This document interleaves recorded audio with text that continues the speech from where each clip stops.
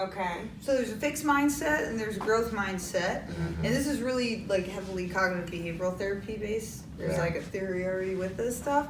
So what it is your core beliefs are something that's contributed. It's influenced by your environment, your culture, a lot of different things. But whatever your beliefs are can create fear and avoidance and doing things like trying new things. We were talking about it earlier in our life, right?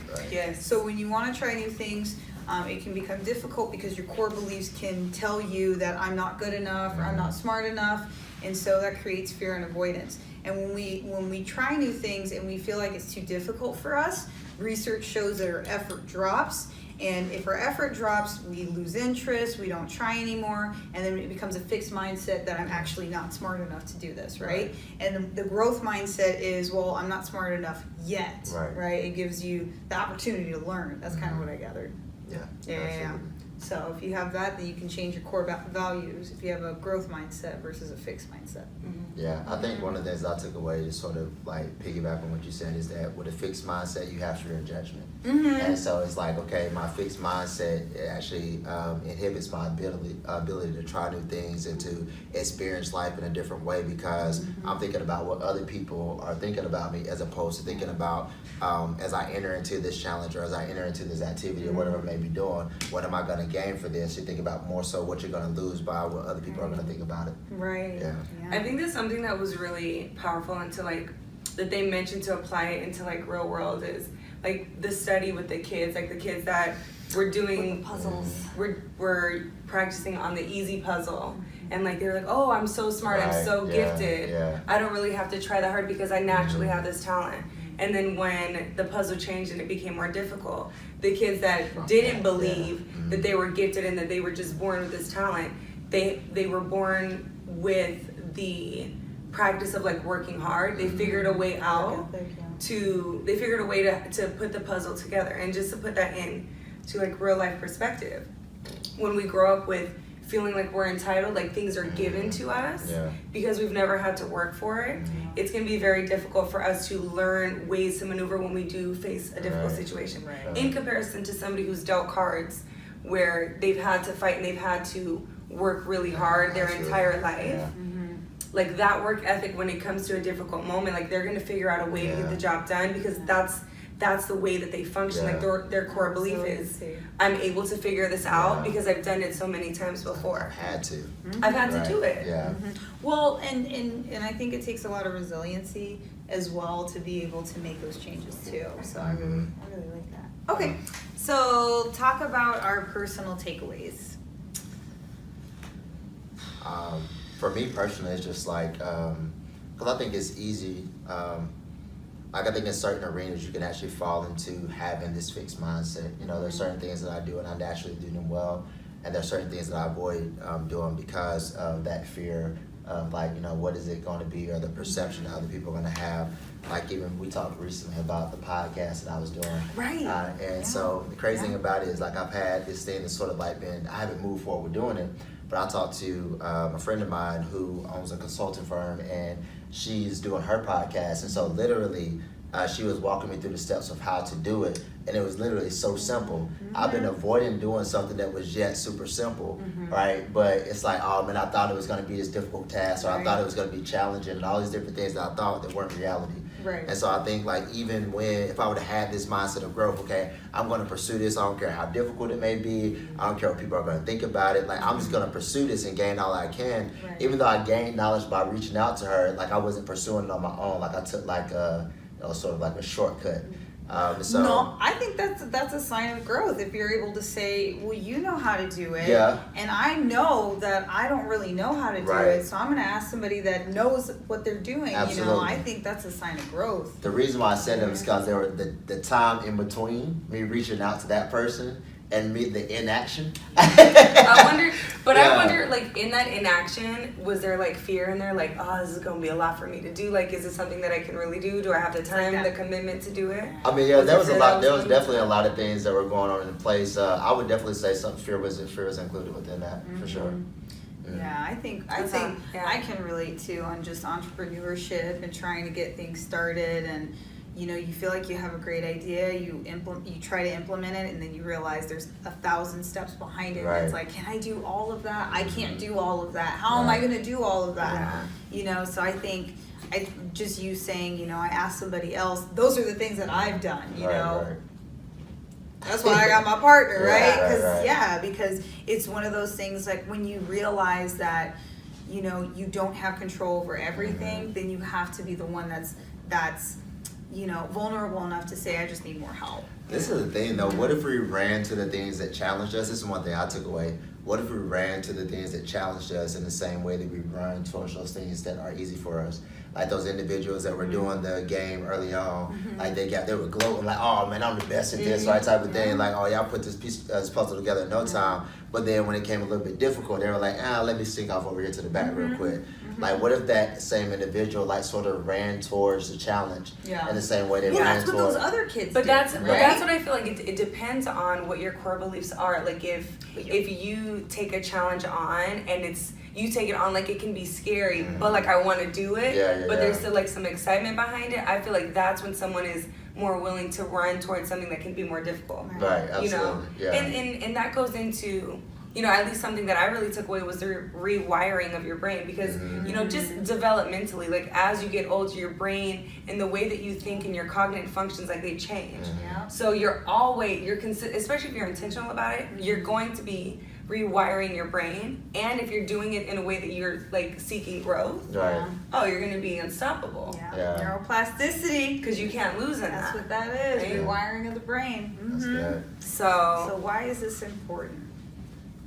In order to adapt in life, in order to continue to grow as an individual, as a business person, in relationships, internally, understanding exactly what you're experiencing, why you're doing the things you're doing, why you shy away from something challenging, or why you go full force into it. Right. I think one thing I think one thing for me is that it made an analogy about like people think about like they just dealt a certain type of hand, and life just happens the way that it happens. And so you have some people be like, oh, you know what, I got a royal flush because they were born into a certain family, certain dynamic, and so they feel like, I got it made. See you with the analogy. Right? And then you have some people that think at the same time, like, dang, like, you know what, like I was born into, whether it be poverty in this bad situation, and it's like, it just is what it is.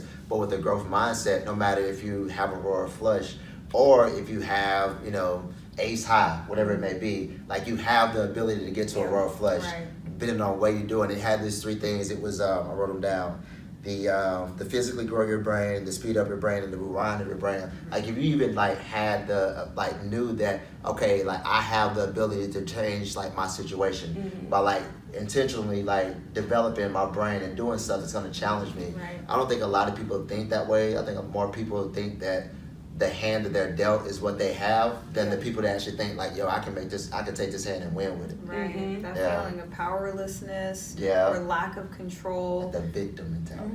It's victim mentality, victim stance, this stuff is so real. Because it can take only one bad thing to happen to us for us to have that victim stance, right? But at the same time, that one bad thing can also kick into gear of resiliency. It just kind of depends on who's around us, our support system, the type of own personal work that we've done. And I think that's why it's really important. Yeah. Okay.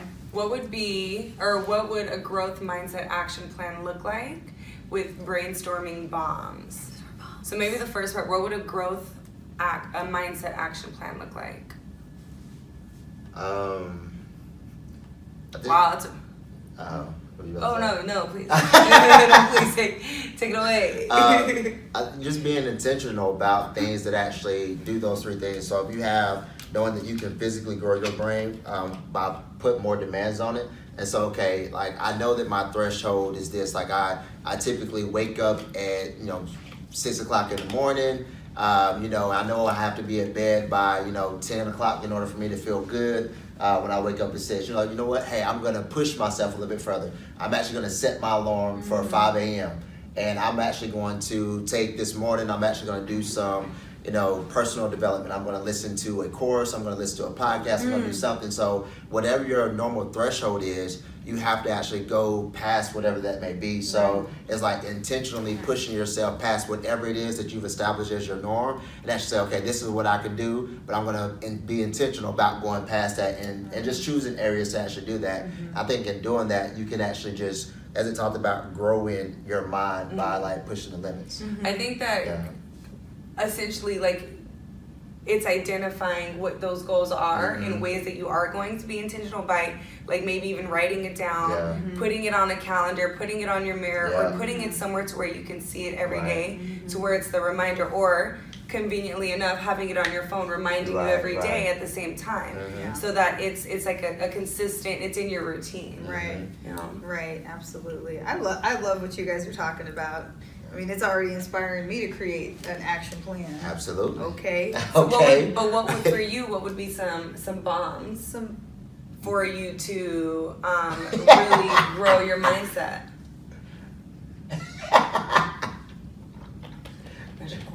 Measurable bombs. How much effort did I put into this new thing I did? Boom! Look at that one. That's really look at good. That beast mode. I like that. Absolutely.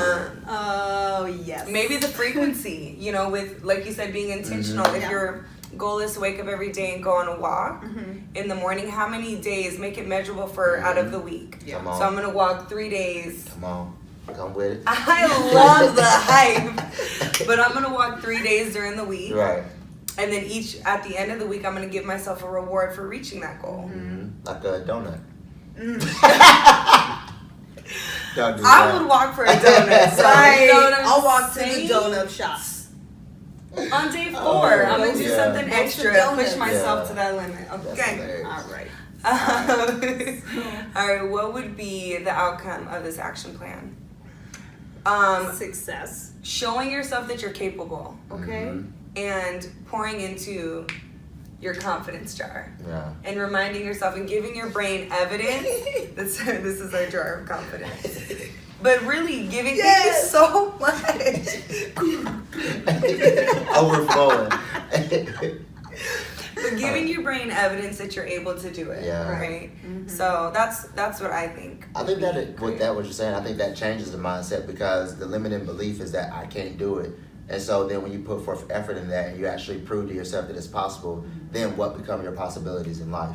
I think it'll become endless, Limitless possibilities. Absolutely. Yeah. Oh.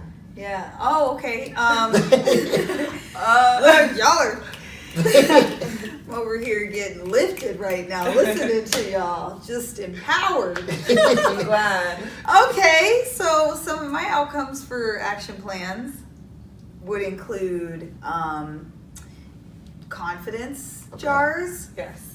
Open up your jar. Come on. We where's need your the jar. Come on. Open. There you go. There you go. Just douse confidence and positivity. I think it would look like also a real an empowering network of supportive individuals. At least for my outcome, with how things are going with Blood to Empower, with spreading more mental health awareness, getting out there. It's the results and the outcomes are looking like a group of individuals that really advocate for mental health populations. And I think that's tough to really gather folks, especially people of color, getting together and talking about mental health. So that's kind of the outcome that I see. You know what that sounds like with changing your routine and it being something that's more helpful and more beneficial for your mental, physical, all of that, that you're also developing like a support system because people are doing the same things that you're doing. Which really just reinforces the behavior of let me stay positive, let me stay on this action plan and keep my mindset engaged so that I can continue to grow. Right. Gotcha. So easy to ask for help when you have people in your corner that believe in the vision, right? And that can give you that, the reassurance and the praise. I mean, it's good if we're able to do that for ourselves, but if we have individuals around us that we trust that can lift us up, It keeps us on that's board. that's a huge benefit. It's more fun.